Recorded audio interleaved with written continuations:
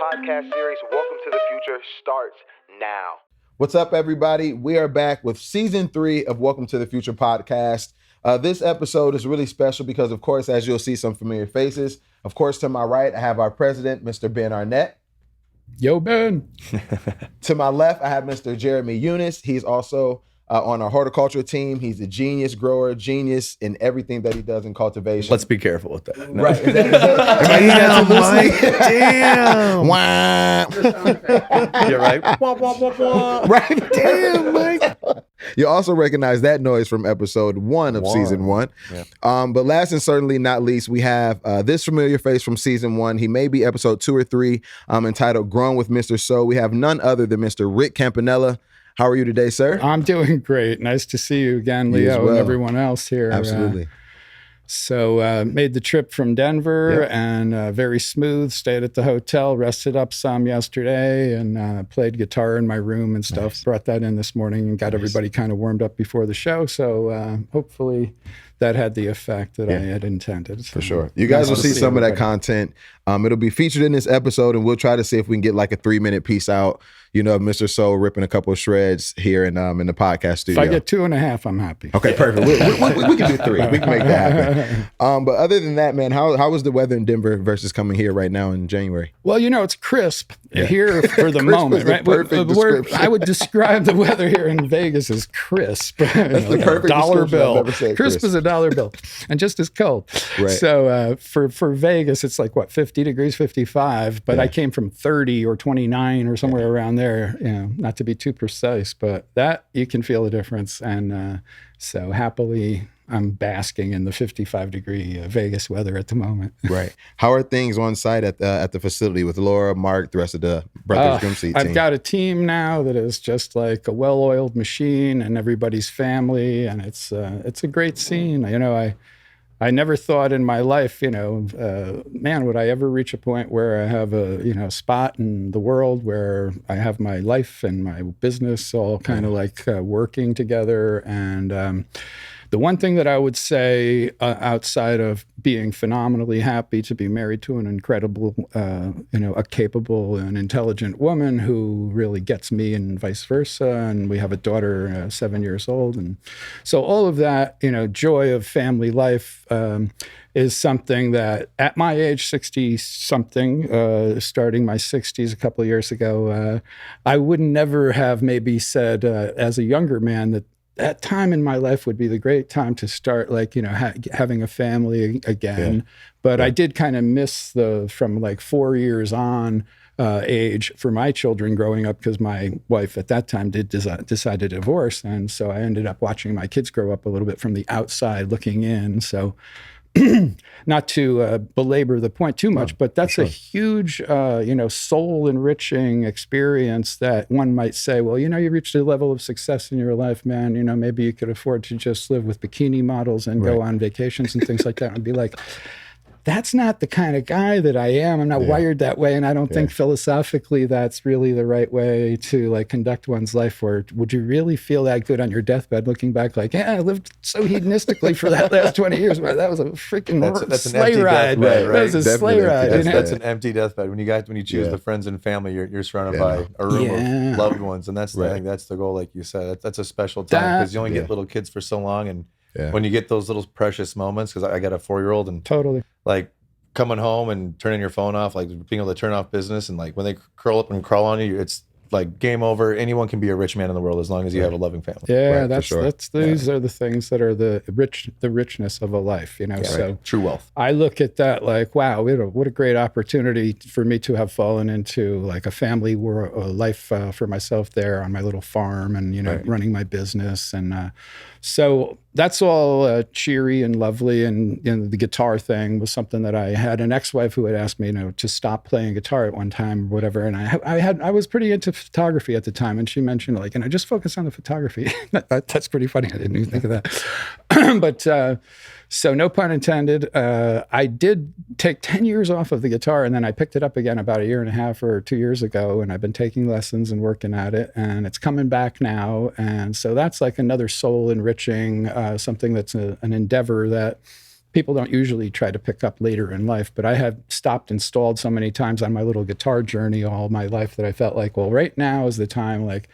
profit from the peace and tranquility and control over your time and your life that you've been able to carve out now, and use that to, like, make that little dream that was in the back of your mind finally just, like, come true.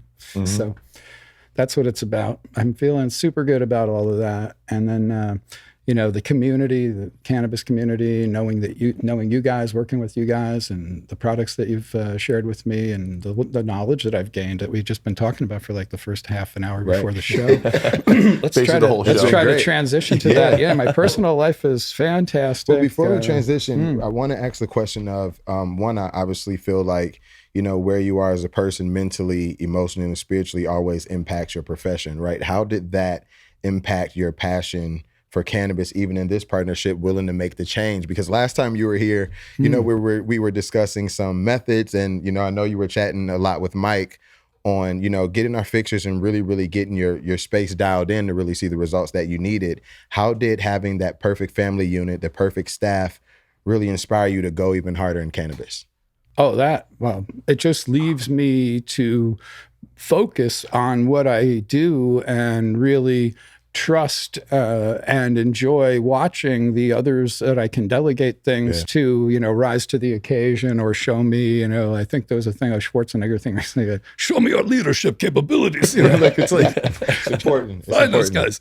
Yeah. And so I'm watching all that unfold in front of me. And like I say, it allows me finally to have not the whole world on my shoulder and being a one-man band trying to support the whole thing, and allowing, oh, good, I can delegate that to this person. And that's why I mentioned earlier, Laura's so capable, intelligent woman that I can turn my back and just say, oh, she knows business. She's been a partner in businesses before. She appreciates what I do and understands what I do. And she interfaces with the public, perhaps easily argued that she interfaces with the public much better than Mr. Soul does. So it's great to have people like that I can say, I've actually got things in better hands than my own in some cases. And I can really look at, the nuts and bolts, if you will, of, what I do, get out there and be with the plants, be with the equipment that keeps them alive and thriving.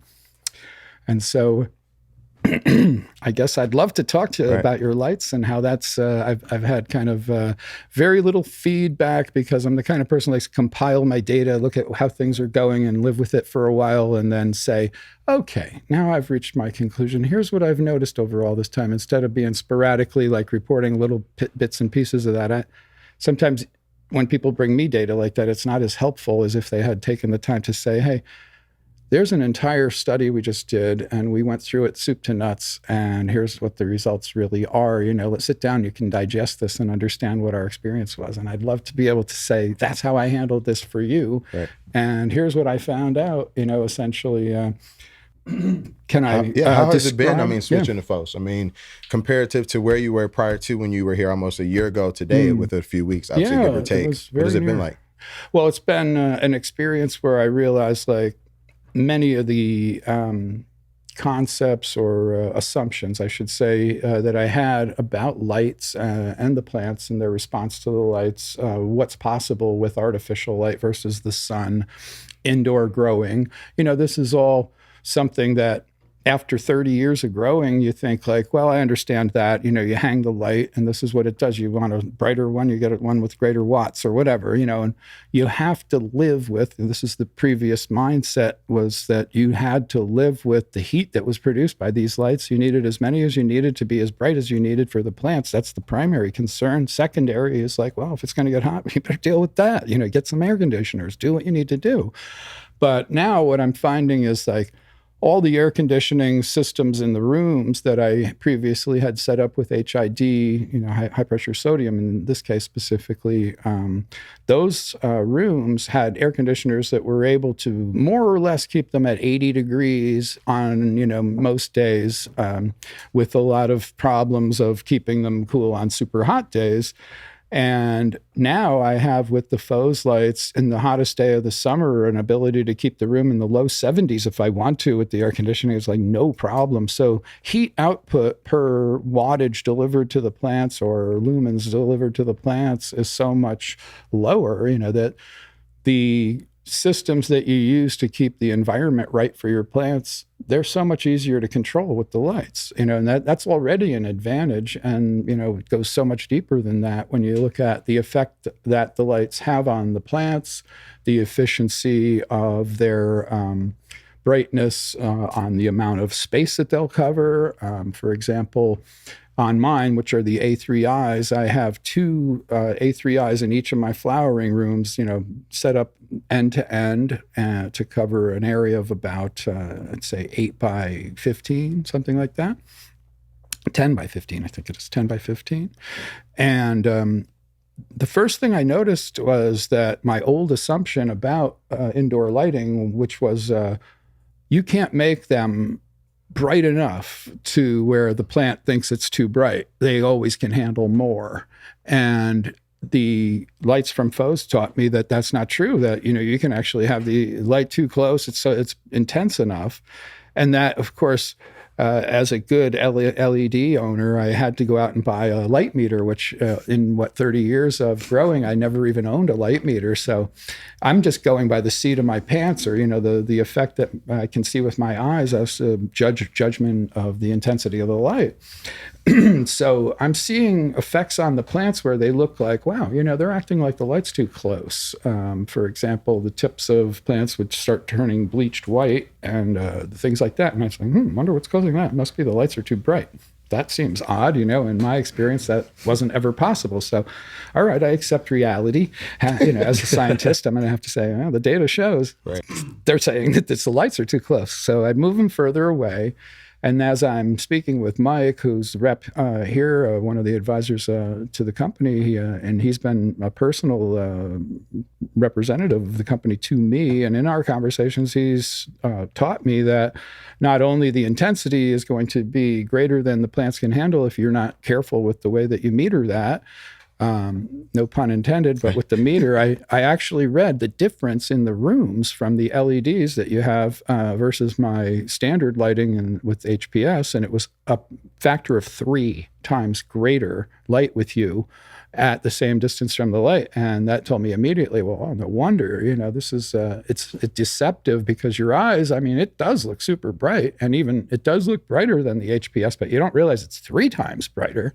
But light's one of those things where I think it's inverse square law, right? The distance that you go away from the light, it drops by the inverse square of the distance that you're changing it by. So yeah, that was kind of what we discussed earlier, is everyone, this is stuff that we ran into big issues when we had our cultivation, why we made the A3Is, most of our units, a little more powerful than people are traditionally used to. And one, that's lowering lights. Whenever you lower lights, your uniformity of that to the canopy diminishes dramatically, and then you have hot spots and low spots and peaks and valleys of your light level. So you're losing yields right there, right? And you're having inconsistency in quality of your product.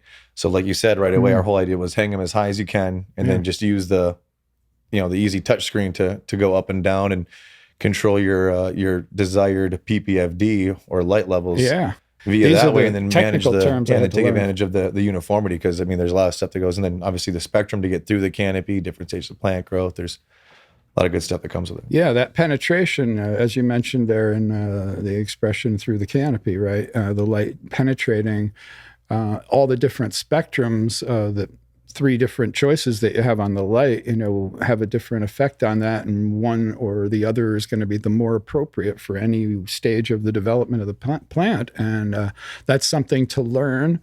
And it's great to see technology in the lighting where we've actually reached a point where you all are producing enough intensity to the plant that then the spectrum starts to become extremely important and be adjusted during different times in the cycle of the plant, which, again, one of the other things I want to compliment the company on is the fact that you make that choice for the customers so idiot proof, if you will. You're taking 3 settings. Any one of the 3 would grow your plants from start to finish successfully. It's just that it's better if they're used at the right time in the plant's growth, that the right spectrum is applied at that time. So those choices are there. It's for the customer to, recognize that, work with their own situation, their own room and their plants and what they prefer, and find the right timing for all of those things.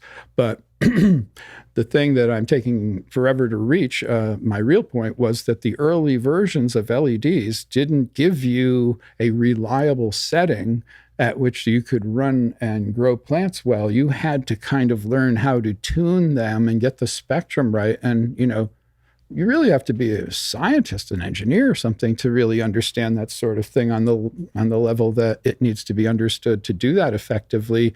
And I think early manufacturers were mistaken to give the buyer, the user of the LED, that much flexibility, because it's like, when it comes to light spectrums, most people, if you could make the analogy to sound, and they're like tone deaf. They can't tell. We don't know what spectrum's coming out. Our eyes aren't made for that, right? So it's like having a blind painter, trying to paint an elephant or something. It's ridiculous. So they made the mistake of giving all that flexibility to the user, and then 90 times out of 100, the guy has it on the wrong setting, and the plants look ugly and they're weird. And there's a commonality to the weirdness I was seeing as I'd go around to these professional growing operations that had the earlier versions of LEDs where they had that issue.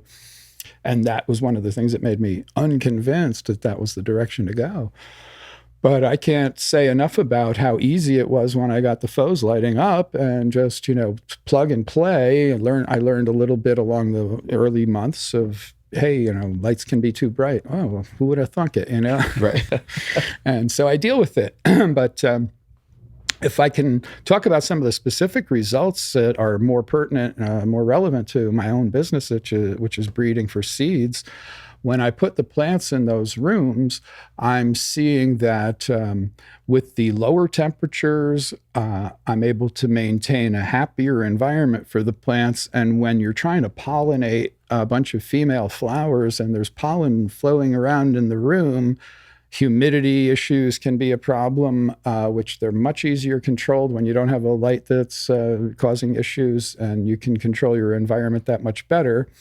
And then on the plants themselves, when the plants are growing and they're getting the right spectrum at each of those stages, I'm finding that, wow, lo and behold, where a plant might have X number of seeds, and when we do a final quality control on the seeds, we have to reject 30% of the seeds. So we really got 70% of the yield that we counted originally.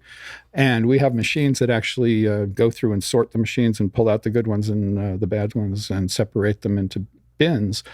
When we have started using these lights, we're finding that it's a much lower percentage, like 10% or 15% at most, versus like 30% bad seeds in the previous lighting system. So evidently, the seeds are maturing more fully, more uniformly throughout the plant, and may have something to do with the penetration you were mentioning before.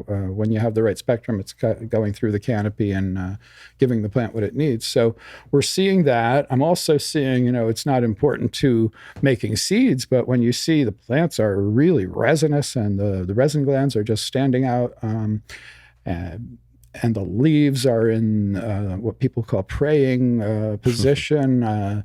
They're rejoicing to the light. And you see that every day. And stretch is under control. I feel that the period of time that we use the spring and summer spectrums before going to autumn has been largely responsible for that.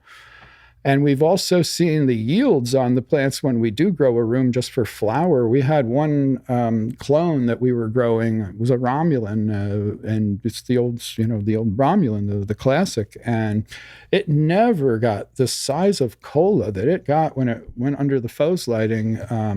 I thought, my Lord, this thing is like the size of that mason jar in diameter. Whereas before it was more like, this bong there. And I'm like, holy Christ. Little skinny so, there. it fires on all cylinders. I'm super happy to be converting to them, and we just have to discuss how do I get rid of the last room that has HPS, and let's get some Fohse in there, because I'm ready to rock and roll with these things from now on.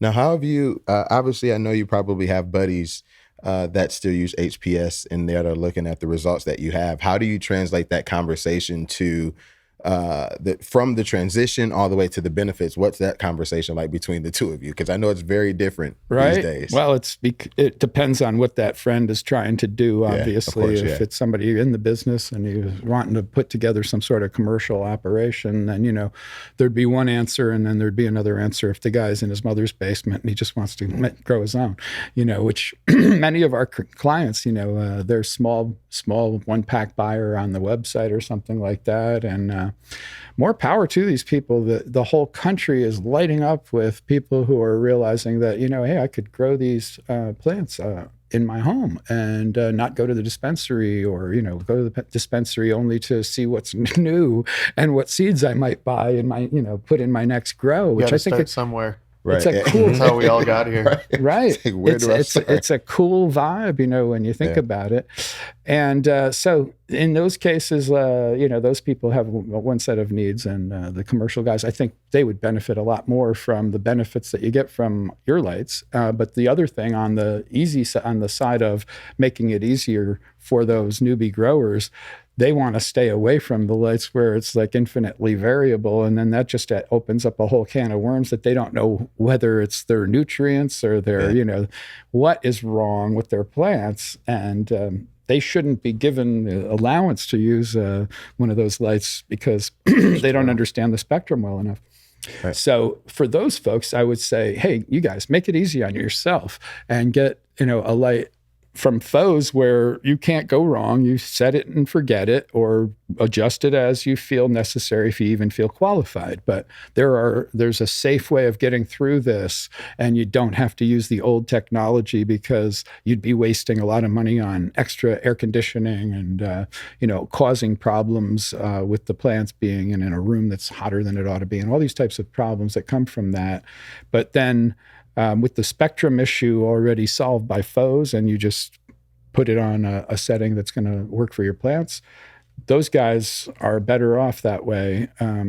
That would be my advice to them. And then on the commercial side, it would be more about like, hey, you guys, the resin content and the yield, and, when you have certain area, this is a number of square footage that you plan to get X number of grams of smokable weed or whatever it is that you're going to extract, whatever, right, yeah. Their yields will go up, and their ability to maintain their health of their crops and so on becomes easier, and all these other things, and cost of overhead goes down. Those would be the issues that I'd say to those guys. What you guys see, that's not something that we have to, we didn't have to fish him to say that or feed it to him. I mean, those are real benefits, which I think is really important, which is why I asked that. Because sometimes when you ask someone at Fohse, of course, it sounds great with us saying it, but hearing someone that was once hesitant, that made the transition and really, dialed in with Mike. Shout out to Mike. You don't see him on camera today, but he is in the studio with us. He really got with Mr. Rick and made sure that he was taken care of to get the results that he needed to really highlight the activity of our product. It's very important. Step by step, he made sure that I understood what I was doing. And, he was also gentle enough with me and my personality and so on to, not be an overbearing, hovering over me. Right. He let me make my mistakes and report back, and then he'd advise and so on. And he was very kind through the whole process. So, I mean, you have the support as well as the technology with this company. So my hat's off to you. Appreciate it. Appreciate that. Now, going into 2023, obviously with you breeding seeds, let's talk about some of the seeds that you have this year. I know one of the notables, White Truffles and Gluey, Genius and Rosetta Stone. I know those are the parent strains, but let's talk about some of what you have going on. Yeah, well, those, as I say, you mentioned those are testers, and what we're doing, my sales team, initially when we had test seeds and people were requesting them, we didn't know necessarily how to handle that. And they put it their little think tank and brainstorming and figured out that, well, here's what the public wants. They want to get free seeds with their order, and the testers make a great vehicle for that. So these are seeds that we're going to give you, and we're saying that we haven't done enough testing on them to know what the results are going to be, but treat them as, basic cannabis, right? Give it about 8 or 9 weeks of flowering and, veg the damn thing. It's not rocket science. You should be able to work your way through that. And then if you like, get back to us and tell us about your results. No arm twisting or anything, because we don't want to make people feel like they have to. And then you get more accurate feedback if you don't, because it's completely voluntary on their part. They're calling you up and saying, hey, here's what we found. This is interesting. So that's the nature of the tester seeds that are on offer. And then what happens is that we discovered through the marketing team that people wanted the option of not having to buy other seeds to get to get this extra seed, and that they were willing to pay something for them outright. And so we made a low price of $25 and said that if you want to just buy that whole pack, it's $25 while they're still in the tester mode until they become an on-the-menu item eventually, which we hope always will happen. So that combination of things has made these growers that we were talking about earlier, the people who are the home growers, sit up and take notice. And so they're really liking those options. And then specifically on the strains that you were mentioning, in the past, I've always kept a very tight, small gene pool and made the Cinderella and the Apollo lines and the Durban tie and the few things that I'm kind of known for. But in the past few years, let's say 7 years or so that I've been in Colorado, I wouldn't say pressure, but there's been an availability of other strains that were tested, clone only, something like the Romulan things. Romulan's the one from way back, but still it's an example of a clone only cultivar that someone is saying to me, hey, why don't you work with this and do a hybrid of it? When I came upon Gluey, that's a great example, because it's basically like a Gorilla Glue, but it's not an official Gorilla Glue. It's a hybrid of it that some friend of mine on Facebook said to me he really liked it, and what wouldn't I try it? And I rarely ever accept people's offerings like that, but I decided, hey, he's a nice guy, and what's the worst that can happen? So I started, and I turned out to be this amazing cultivar. And so I really enjoyed Gluey as a high resin producer, a producer also of terps that are uniquely, GG4 type, that skunky-ish that people still love, And so when I want to inject a little bit of that skunk, I cross things with the Gluey. And we created C99 and Gluey together, which made what we call Grimm glue. And now some of the testers are crossed with Gluey, and there was a room where I had a variety of different females, and I reversed a Gluey and made pollen from it. And then, so that's why we have a bunch of, there's white truffles, which is a pretty popular strain today, very heavy sort of indica type plant with deeply dark purple, and then because it's such a dark purple, the white of the frosting, the resin production is out of this world, and so you start seeing all this white on the contrast of the dark leaf under it, and it's just even more pronounced. And so I guess that's where it got its name. And it smokes like the demon. I mean, it's something to smoke at night, puts you down. You didn't bring any with you, did you? No. I also found that it's an aphrodisiac, so I don't let a lot of that leave the house. I keep that in our room. Keep that in the secret stash. There's one point we're newlyweds, There's one point that I didn't want to get away from earlier. I didn't get to forget to ask the guys this, but Ben, obviously being one of the co-founding members and seeing all the hard work that went into, creating such technologically advanced fixtures for people like him, how does it feel to hear stories like that for someone that listened, took the advice, still made their mistakes so they can learn it their way? Because I think it is important for consistent application is for you to learn by trial and error to a degree, as long as it doesn't cost you. But it does help with the long-term maintenance of you being able to sustain it. How does that feel hearing that? Yeah, I mean, I think, Rick, like you said, we didn't pay him to say this. He's just, had his experiences over a year. We gave him the equipment, kind of let him do his thing. But like you said, it's not just giving people equipment. We never like to drop off lights and say best of luck, because, his equipment is more powerful. Like you said, it's 3 times more powerful than previous systems. So it's a combination of technology, customer service, whether it be engineers or horticultural specialists, and a much more partnership approach. And when people are willing to embrace that, we get results like this, where we're seeing increased yields, quality of finished product. And again, it's a whole trial and error process. It's tweaking, right? It's not just lights and feeding and everything. It's what genetic are you running? So, and I know he was touching on it before. It's not just replacing one piece and leaving all your other components the same. I always have like my hot rod analogy. Like I love hot rods. Got a 70 Chevelle. You can't take a 50-year-old car that's got 300 horsepower into the 350 and drop in 1,000 horsepower supercharged V8. Yeah. That 50-year-old transmission, clutch, brakes, axles, rear end, front end, everything's got to change.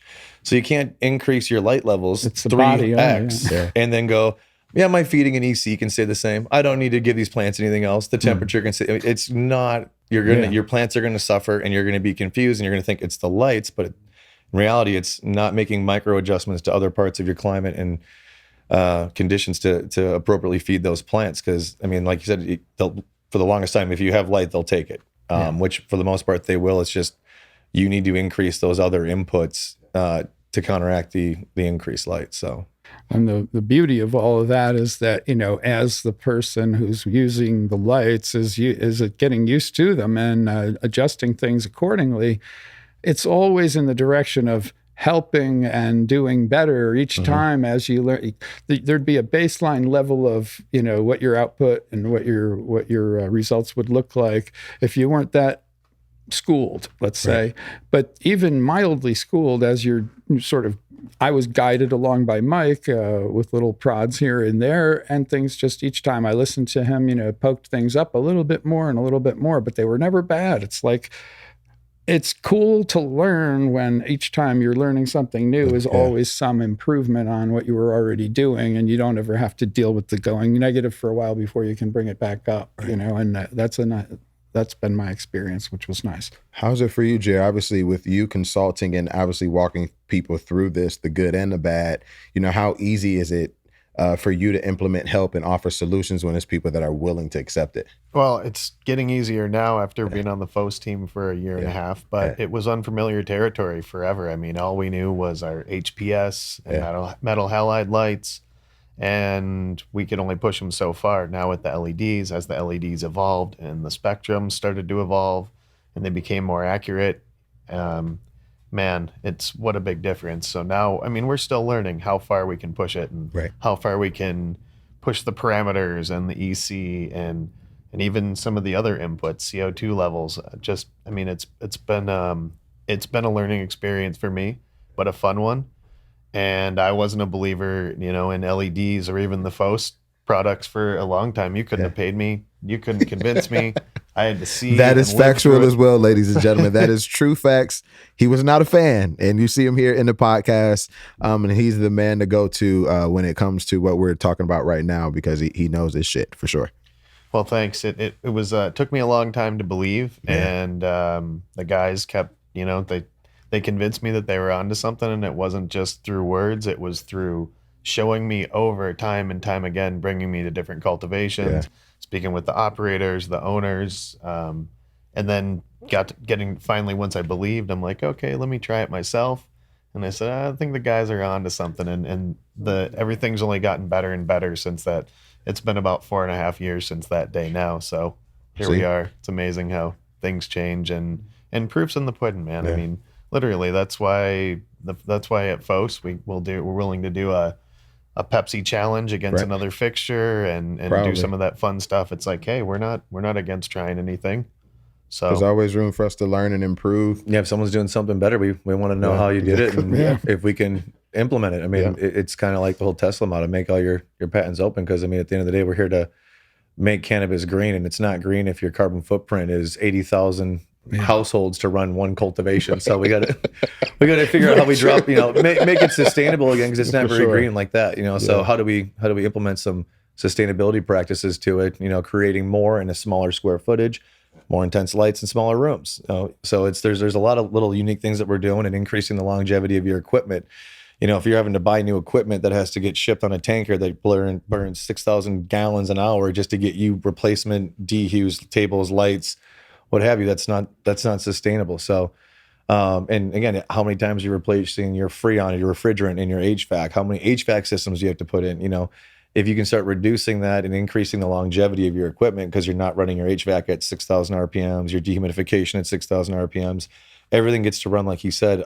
It's so much easier to maintain all your other equipment just by putting in lights. So this isn't just great for your plants, it's great for all your other mechanicals in that room. And it makes them all work a little more copacetically, if you will. So it's funny you say that, because when we were chatting earlier, we chatted on the topic of understanding LED and dialing in, and a couple of the points that were mentioned were the variables to consider that you just mentioned, how to eliminate room for uncertainty, and then also revisiting your ability to diagnose the problem. And then lastly, how do you implement the new technology, which is where we are now with him, Fohse, and Mike, you know, so that was an on-time little chat earlier. Yeah, that's perfect. I appreciate that. It's nice when things kind of flow logically from one thing to another, perfect. You know, like a perfect guitar solo or something. Which you gave us earlier. Again, you'll see some of that. Yeah, we had some fun. What's the name of the guitars? The pink?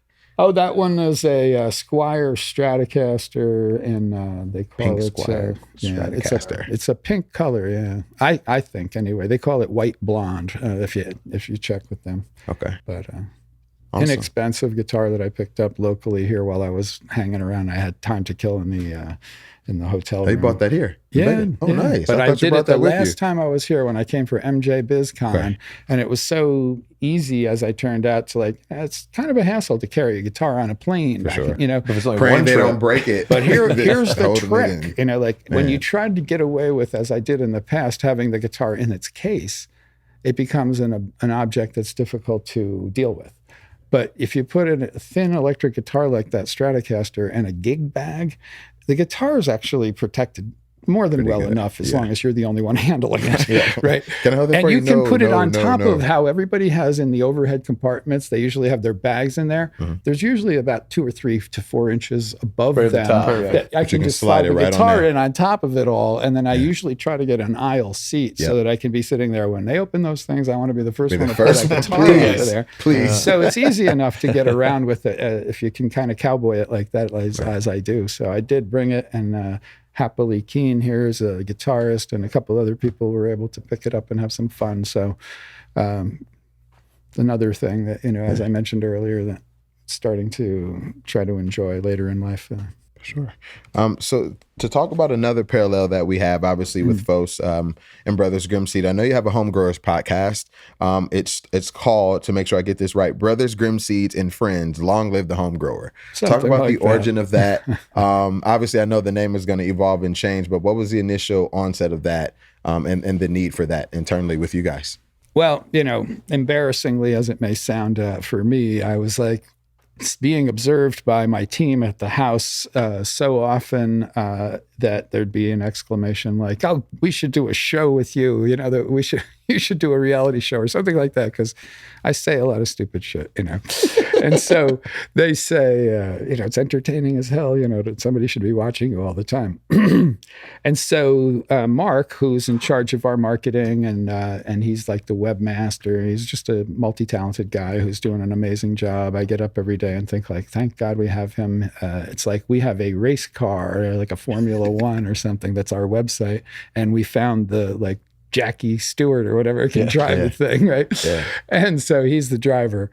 And so Mark had the idea that with all of those kinds of ideas and comments, that why don't we do like a podcast at least, so that you can talk to people and get out some of your ideas that we keep hearing you say that, you know, geez, more people should hear that or something. And so we had, I guess, 1 episode so far, and Mark asked me some questions about getting plants from the indoors to the outdoors, because people will be pretty soon doing that, you know, in the next couple of months. And so I gave my advice as to how to germinate, how to bring those little seedlings up to a point where they're sturdy enough to get them outside, when to do that, depending on where you live and the kind of weather that you can expect, and so on and so forth. So that was our first kickoff.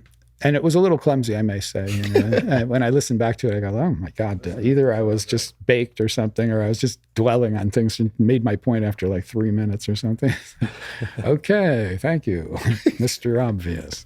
So Mr. Obvious. we were kidding, you know, we had a good time. But like I say, looking back on it, I hope as we go forward, you'll see an evolution of the way that the podcast comes off. Absolutely. And we've learned a lot. The YouTube, we've been doing more of before we just recently did this. So there's like a YouTube Brothers Grimm channel as well, where I do explanations of where our strains come from sometimes, and just stories of one thing or another. And so that's on the upswing too, and the podcast is being added to that. It's in the same kind of idea, the same vein of, get me and my personality out there and give some advice about the things that, I can give advice on in the world of cannabis growing and breeding and this kind of thing. And how we do what we do is always interesting to people, because they'll say, I don't know, I'm trying to do my thing. How do you do yours? Right. So it can be interesting, right? So one of our show producers, shout out to Mrs. Hannah Scott here. She wrote down one of the notes, wanted to touch base on the USPS battle. I don't think we got to talk on that the last time. Let's talk about that for a little bit. I think that, that kind of segues into a discussion of how is the seed business treating you in general? And I would have to say that specifically this point about the USPS, to open that up, the USPS is the service that we use to send our seeds out to our customers who order, packs of seeds on the website and so on and so forth. And so there was a certain period of about 2 to 3 weeks, I guess, where we started to receive some reports like, hey, I didn't get my seeds, which is highly unusual. We always feel that, like once they leave us, we got a tracking number, it's going to get to you, yada, yada, yada. So my wife, Laura, looked up what was going on by calling a couple of the post offices that were in the towns that the people had missed their seeds. And she actually found out that they were holding them because we had been flagged as being, a marijuana or something like that was illegal contraband to be sending in the mail. And so they stopped the mail. So when Laura, kind of logically stepped the people there through it and spoke to the inspector and said, look, here's what we're doing. We are sending seeds. They're considered hemp. And we even have the DEA's statement in writing that the seeds are hemp, and hemp is legal to send through the mail. And so there shouldn't be an issue. And he said, okay, I need 2 things from you. I need that statement from the DEA in writing, and I need a COA, a certificate of analysis, from the seeds that shows me that they don't have THC, so that then the 2 things are consistent, that, this is the law and you're complying. So she provided those things within days to them, and they immediately got back to her and said, you've been whitelisted now. So what that means is that anything that comes from Brothers Grimm as a package to a customer is off limits for them to touch. It's okay. So we got that okay from them. That's good. So the seed business becomes easier for us in that respect, as you can imagine, because you don't want to be in a business where, it's questionable or uncertain whether or not your customer is going to actually get the product, and then you have to keep repeating, a cure for that over and over, perhaps. So having that out of the way makes our life easier. And then having the DEA earlier in the year, last year, they came out with the statement about the fact that seeds are considered hemp, which makes complete sense. I think we even talked about that on the last show, how, hey, this is an object that is, has no THC. It may grow into a plant that produces THC later, but that's only under certain conditions. And if they were met, then maybe that would happen. But you can't define something by what it might be someday. You have to define it by what it is now. And so seeds, they took the logical understanding that, as I just described, this thing as it is right now is a benign piece of plant tissue that really isn't going to cause anybody to get high or anything, so we can't stop it. It is hemp. So that alone makes our business legaler, if you will. It's like, it was legal before, but, now they've said this, it makes it like in stone, and you can kind of now pivot from that and say, well, if there's that level of acceptability by the government that, seeds are hemp and that's off limits, they don't touch that, you're not in the marijuana business, essentially, and you don't have to be in metric, all these kinds of things, right? And so we're now looking at states that do have metric and making them understand that, hey, in lieu of the way that the DEA has defined this, we think that you need to adjust your rules where if they were blocking, say, seeds from being imported from another state into their state, which many times metric systems and those types of systems do, it's kind of clear that there's no one that benefits from that. When you think about why would you stop any new strain from being sent to your state, there could be something really radically beneficial to people that is being blocked from your people receiving it. It makes no sense to have such a law, right? And then if you look at it the other way, like, what possible good could come from it? Well, maybe a cure for cancer, who knows, and what harm could come from seeds coming from another state? Virtually, you can't think of a single thing. Maybe the little vial that the seeds are sold in, that could be a choking hazard for a child under 3 years old. Or something like, if you had to really stretch your imagination for something to pick on, So we're trying to, one by one and through a legal process, we have some advocates and lawyers at a level of like the federal government. We are working with them to try to knock over those little barriers in states where they're still resistant, and that sets people at ease that are in the commercial cannabis business, that they can buy our seeds and not violate some rule or something, because some of them care about that. Now, how do we connect that with the clean seed commitment? Is that where that transition came from? Well, here's this clean seed commitment is something that, again, here's another layer of improvement in Brothers Grimm Seeds as a business. When we do deal with commercial customers in particular, they're buying, thousands, tens of thousands of seeds at a time, and they have big growing operations where they're seeing the types of things that, the worst of the worst things that happen in the world of growing cannabis is going to happen to guys that are growing on such huge scales like that, right? So they see things like the viruses that are going around. There's a hops latent virus that all of the grows are like very paranoid about possibly getting, or if they have it, they're trying to eliminate it and these kinds of things. And so when the question comes up of bringing in genetics, when we propose that like we could solve that problem, because unlike a clone, the seed is much more likely to be clean starting point for you to make all your new plants from. And in fact, I can show how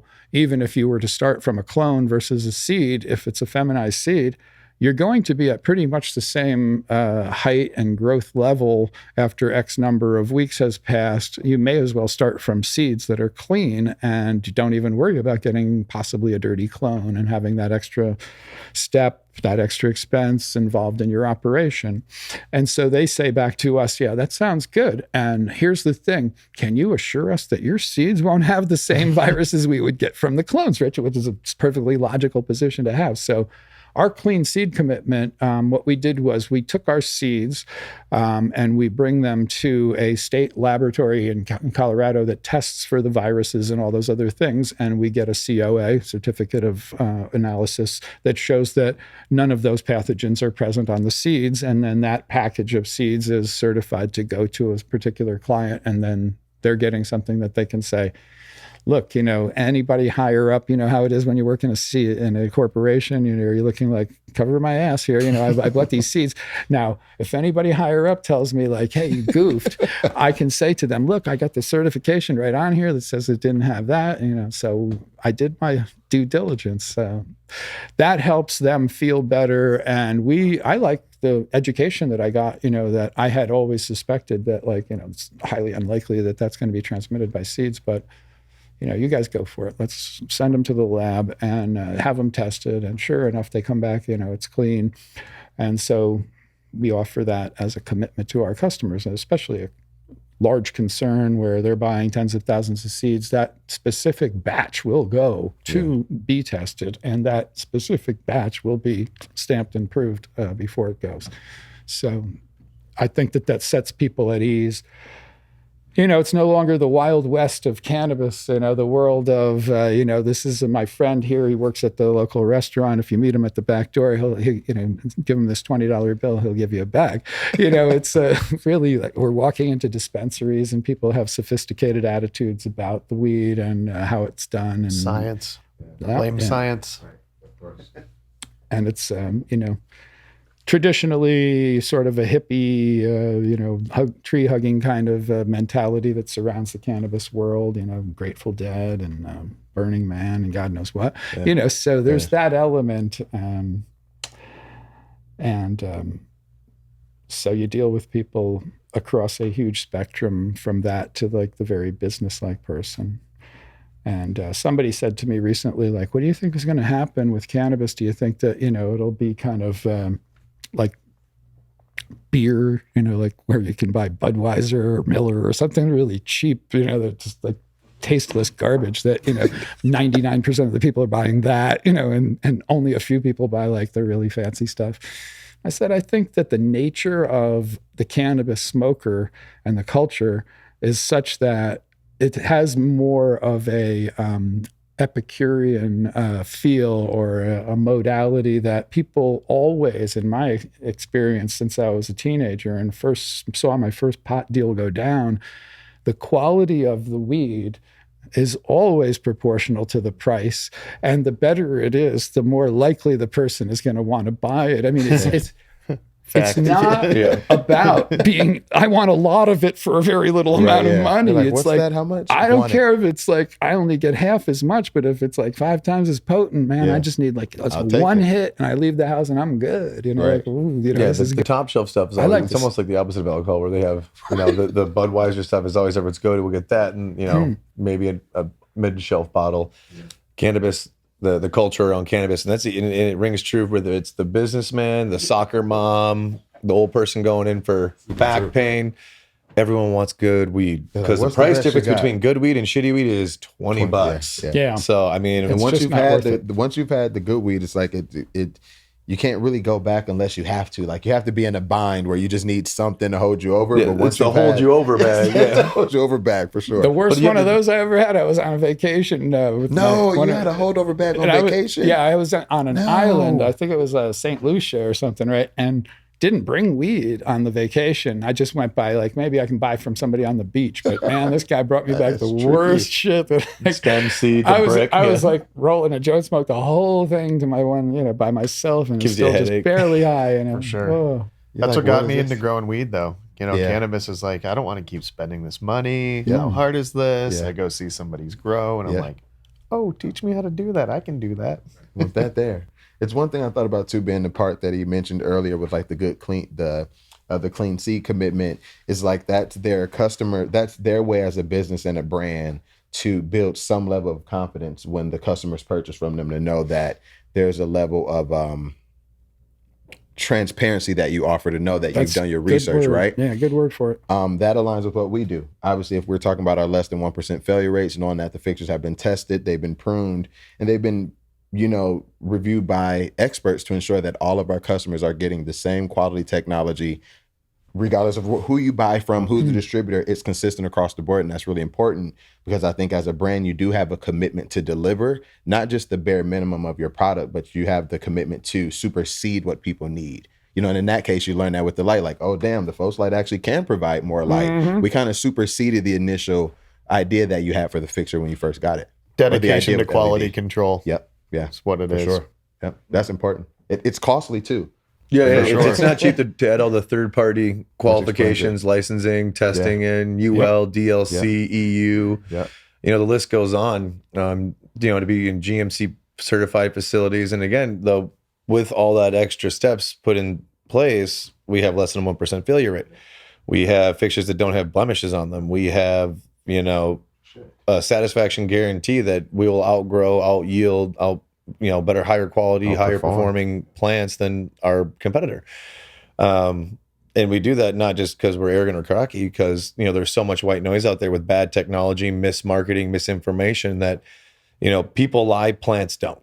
Yep. That's kind of a saying we have here. So if we do a test side by side, we 100% want to be involved as much as you'll let us. And let's do plant sap analysis. Let's look into the plant. It's like blood work for the plant, right? Like there's a lot of stuff out there available to us that allows us to really almost speak to the plant week by week, day by day, whatever we'd like to. And let's just see what happens. I mean, and if we can provide more light, usable light to the plant, in theory, photon chemical reaction, there has to be chemical reaction within the plant for every photon absorbed. So we should be able to dial in that plant to, not maybe maximum output, but damn near, based on what your system is set up. We'll find the other limiting factors. Light was the limiting factor. It was 1,000, 1,100, 1,200 ppfd with HPS before you started burning your plants. Now that we can go 2-3 times that, the rest of this stuff has to change. So what's now the limiting factor? We'll find it and then we'll fix it. So, but again, along the way, it's creating, the best medicine at the cheapest possible cost you can, and providing the best medicine for the end product user. And that's why we're all here, right? This is after the sexiness of the cannabis space wears off, you realize, you're here and you're hustling, and it's made a believer out of me. I was very much the old school guy, and this was the first time I came across, I forget exactly how it was presented to me, but somebody said, hey, you really got to try this. These Fohse lights are different. And shout out to whomever that was. We appreciate you. If you find out the name, we'll make sure we'll send you some Fohse swag and a good little. One of the other things I was saying to Ben, when I was at MJ BizCon, I saw your booth and the way everything was very professional and impressive, in the sense that, you don't have to have a light meter in your hand necessarily to tell. When you do comparison as you're walking around and you're seeing other people selling LEDs, and then you go to the Fohse thing and you go like, I wouldn't want to be competing with these guys. This shit blows everybody away. Yeah. It's like obvious to the casual observer as you're walking through the event. So that's impressive, and it's great to be able to cross that threshold and say that, hey, I can put the old lights away and do away with all that heat and the issues that I had with them. Spending additional money that you could be saving. Yeah, that's the margin on what we do is pretty great. It's a great business to be in, and if you can save on something that's one of the major expenses like electricity, you definitely want to do that. And I noticed immediately a reduction in our electric bill because of the LED. And we're using them in flowering, and as I say, I have 2 rooms that are LED equipped by you all, and then there's the one room that I've been using as comparison with HPS. I want to pull them out of there, and let's put the A3Is in there. And then I have to talk about what's the best thing to hang in the veg area. The fact that it's a barn in Colorado, essentially this is what the building is. You have to consider that the lights in the building were part of what kept it warm in the winter time. And so in the winter time, I almost have to, in the veg area, like keep those hot the hot HID lights on. And we'll have to deal with that's actually doing something good there. But it would affect the lighting bill if we put the LEDs in there too. Anyway, it's a great journey to be on, and I'm real happy with where we are right now. And hey, if there's more to add the icing to the cake, we'll do it together. Let's rock and roll. Yeah. I mean, we'll definitely say cheers to the future for that.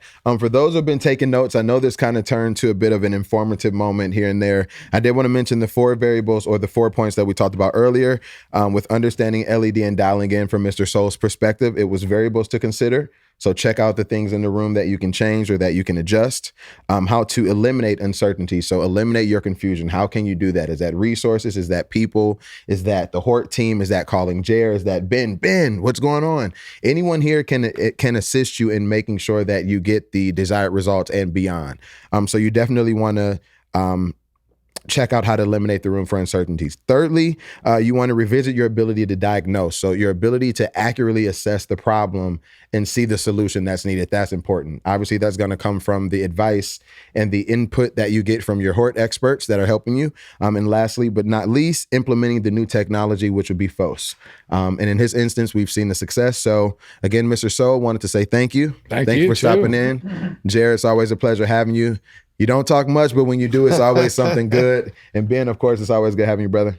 Likewise. For those that are tuning in this season, please be sure to check in every single Thursday at 3:20 Eastern Standard Time, at 4:20 Eastern Standard Time. I'm sorry. I was like, we need to change that. Right, that's different. It's 4:20 somewhere. Time, right. You want to check it's out 4:20 somewhere. It's kind of bad. My bad, guys. Just a little. You want to check out every Thursday at 4:30 on Fohse.com. That is 4:30 Eastern Standard Time, 1:20 Pacific Standard Time. So anytime it comes on, go grab a joint, grab a bong, listen to it, and enjoy some of the content that we have coming your way, because we have some guests. We have some masterclass guests. It is going to be an action-packed season, and I would hate for you to miss it. So again, Mr. Soul, thank you. My pleasure to be here. Thank you so absolutely. much. I mean, you've done nothing but help. Absolutely. It's Thanks more to come. again. More to come. Great discovery. Yeah. Ladies and gentlemen, we'll see you soon. Thank you. Thank you.